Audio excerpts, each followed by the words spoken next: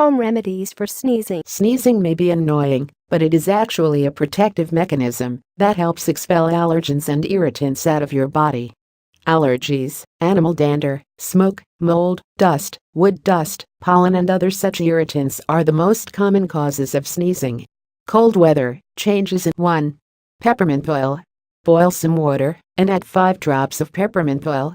Cover your head with a towel and breathe in the steam. 2. Fennel tea. Boil a cup of water, add 2 teaspoons of crushed fennel seeds and cover the pot. Soak the seeds for 10 to 15 minutes and then stir. 3. Black pepper. Mix 1/2 tablespoon of pepper powder with lukewarm water.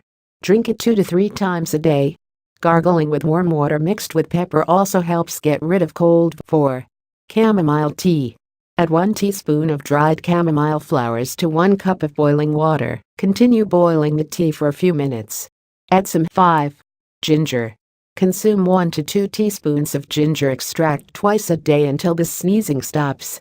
Another option is to cut a small piece of ginger root into thin slices, put them in a cup of water, and boil it.